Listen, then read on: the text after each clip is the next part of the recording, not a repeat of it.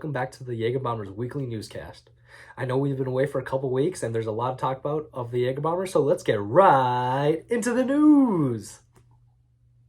First off, Week 10 games were canceled due to them being rained out, and the games will be scheduled to play before the playoffs.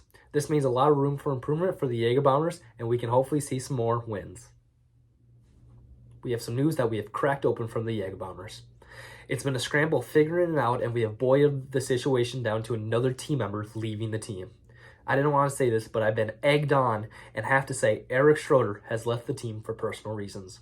This has left some room for a new pitcher, which the Yager Bombers have had to hatch a plan, which they did to find their new pitcher.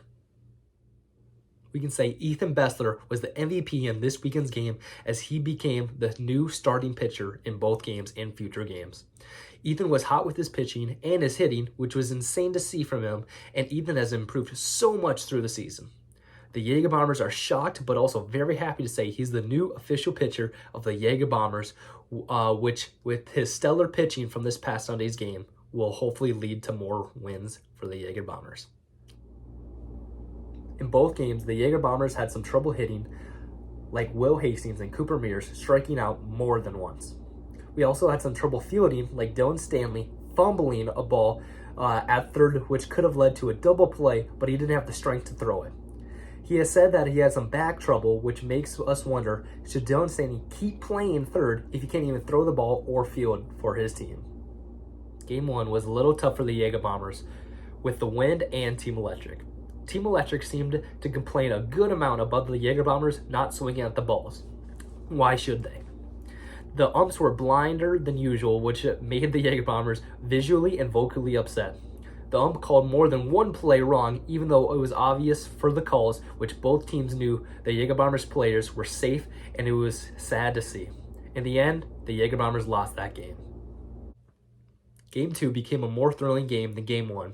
It was fun and shocking with some more awful calls with the ump. The ump was berserk with some of the calls, which made the Yager Bombers vocally shocked and almost led to the Yager Bombers being thrown out of the game. This game, the Yager Bombers had way better hitting, running, and fielding. Nolan and Dez in the 6th inning even assisted each other with an out, with the ball bouncing out of Nolan's glove and Dez juggling it until it settled in his arms, which was very exciting for the team. The second game had a good back-to-back with each team taking over in runs until the Yager Bombers took it away in the 6th inning.